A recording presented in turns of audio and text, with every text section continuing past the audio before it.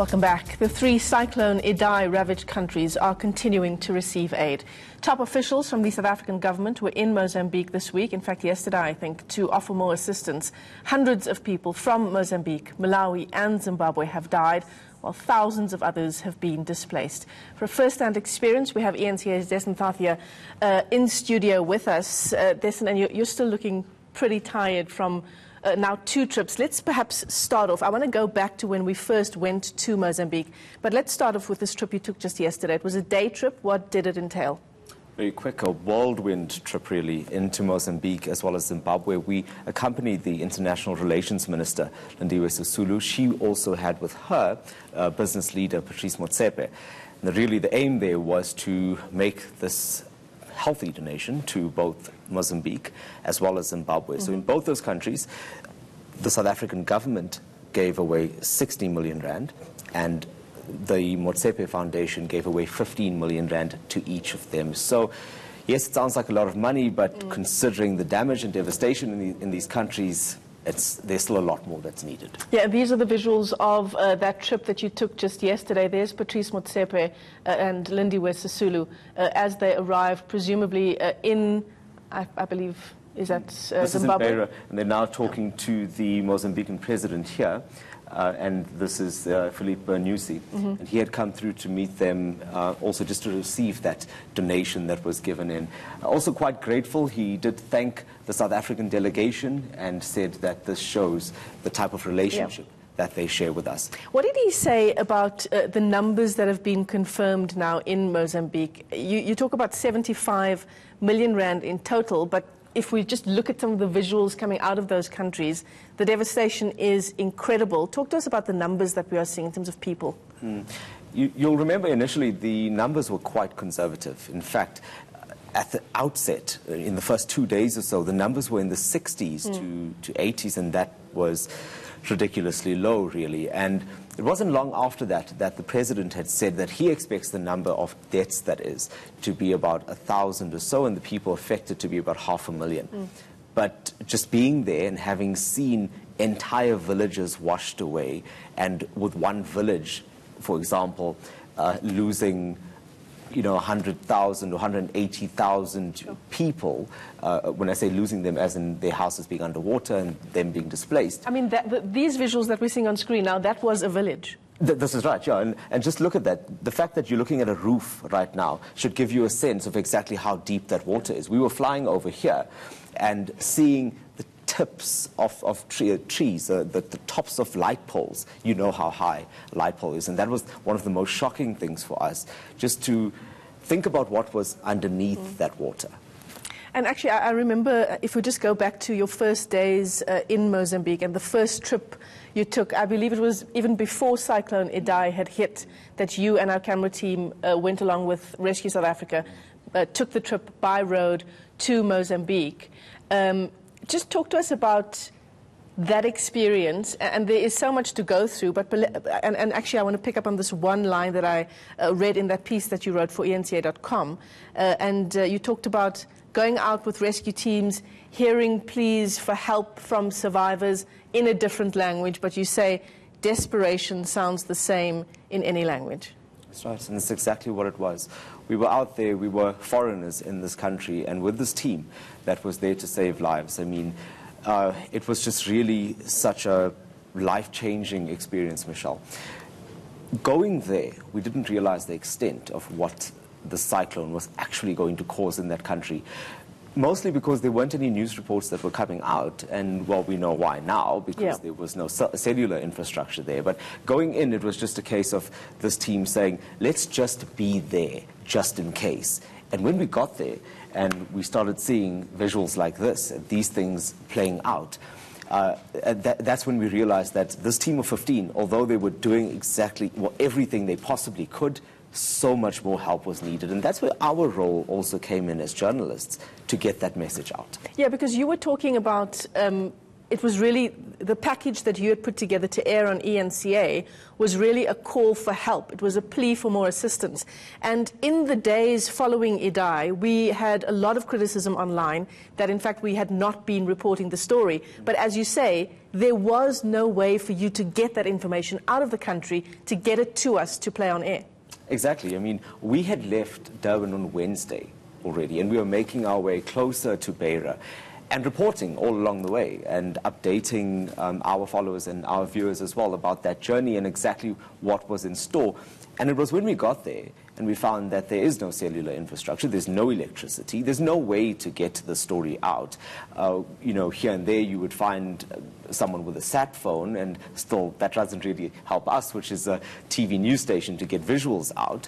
And it was the help of the SANDF that eventually managed to get that story out for us. But lots of criticism, and I think in many cases unfair criticism, because we were there working on the ground during that time. Yeah, absolutely. And, you know, I would urge our viewers to actually go onto eNCA.com, to go onto your Twitter page and to read your personal account of how things unfolded on that trip to Beira.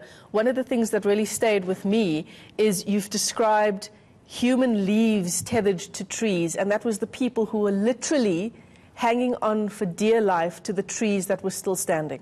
That's it, and that's what we saw. We saw this firsthand, Michelle. We were going out, strangely enough, to find signal on that day, heading out of Beira on the N6 with one of the rescue members as well as my colleague Francois Kropler. And we were driving out and we were wondering, what is this traffic jam? Why have cars stopped? And when we got out of the car, we just very quickly forgot about why we were heading out, because that's when we just saw absolute chaos. We saw people on the sides of the road, we saw children, people carrying possessions, and then what you just described as well. Those trees on either side now almost completely submerged in water, and people just climbing higher and higher as the water was rising. And at that point, we couldn't phone back to the base because there was no cell phone signal. We had to then race 70 kilometers back to the base to alert the rest of the team and then come out again. And rescuers sitting there with 2 boats, they even borrowed the boat of a local man as well to just get more people in the water, started roping all of these people in. Sure. And even at the end of the night, Michelle, they couldn't reach all of them. So that was the part in your story where you say, I believe 25 people were saved that night, but they had to call off the search and rescue. They had to call off that rescue mission just because it was still raining. It became dark. It became difficult for them to see. So then you go to bed that night. You're trying to catch some sleep for the next day of work to come. And what's on your mind as you try to get some shut-eye? It's the images of those people that still had to spend that night out there in the cold, in the dark, not knowing exactly what was happening around them because they couldn't really see anything. You know, I have to stress this point. Beira was in absolute darkness. It was a blackout in all shapes and forms. And I say there in that piece that the concern that night was that the trees would be bare. Sure. And that's exactly it. The next day, we couldn't get to them because the road was now at risk of being washed away about 20 kilometers away.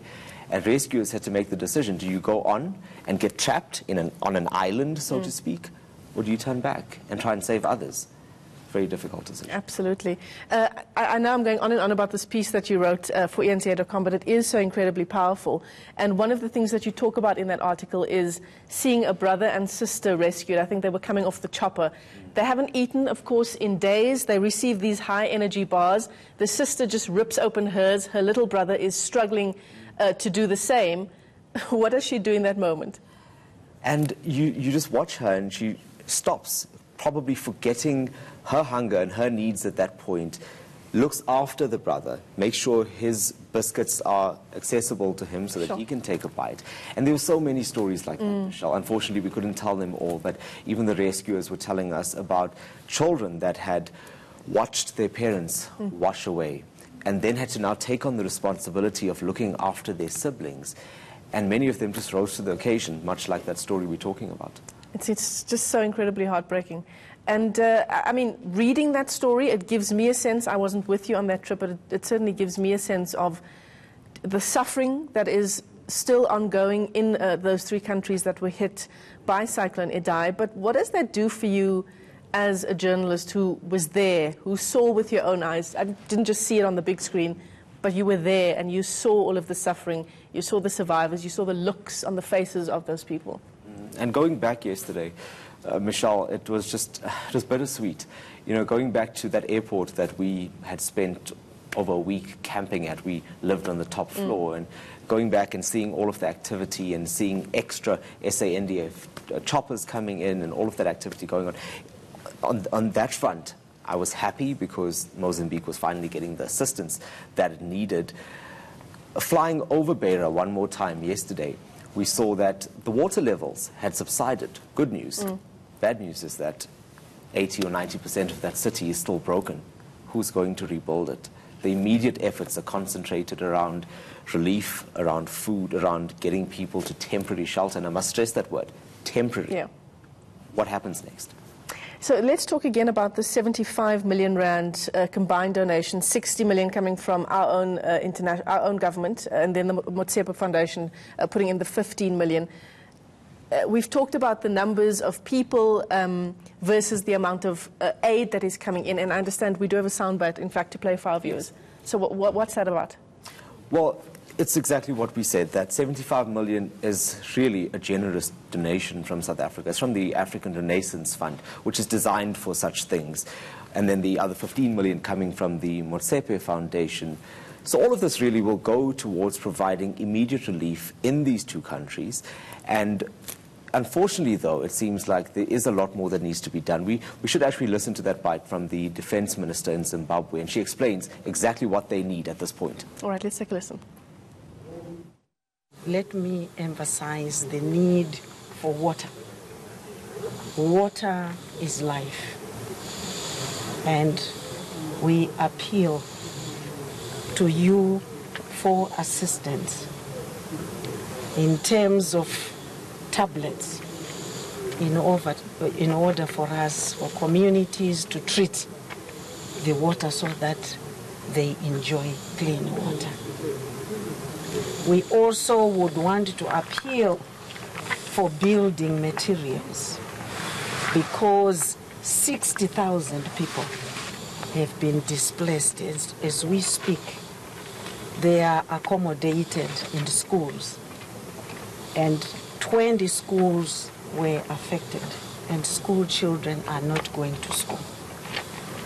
So the need to accommodate these people in turns cannot be overemphasized.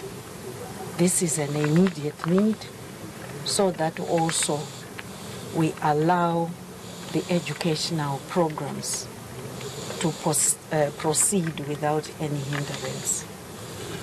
I would want also to appeal for temporary bridges because it's becoming very difficult. I know the Army, the Ministry of Transport have really invested heavily in restoring some aspects of our infrastructure, but we are still falling short. I mean, so many things needed in terms of not only monetary donations, but we heard the Defense Minister there talk about an appeal for water. I mean, massive amounts of water, surely that will be needed now. Temporary bridges as well. And that cleanup operation, where does one even begin? That's it, and I guess it's a cruel irony, hey, that it's water that actually caused all of this damage, and you've got people that have been surrounded by water that are dying of thirst, and that's exactly what it came down to, dying of hunger and dying of thirst. And fortunately those levels have come down. Water is being brought in. There are lots of agencies from around the world that have been providing aid during this time. The World Food Programme as well has been. The Gift of the Givers has provided about 50 tons of food and other supplies while they were there in Mozambique. So certainly help is coming in. The issue here is that that help has to be brought in by helicopter. And you understand that only limited quantities can then be brought in. You're talking about the cleanup and rebuilding these cities.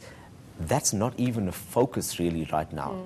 Right now it's preserving life. Absolutely. And I think the huge task of doing all of that is yet to come. Absolutely. And our thoughts and prayers are, of course, with our neighbouring countries. Thanks very much to you, Dasen, and the rest of our eNCA team for doing what you can to reflect the suffering, to reflect the incredible spirit of the people around those three countries, and particularly in Mozambique. What an incredible job you did. Thank you, Michelle. Thank you very much. Plenty more still to come for you right here on eNCA. Now we're joined in studio by Dasen Thathiah.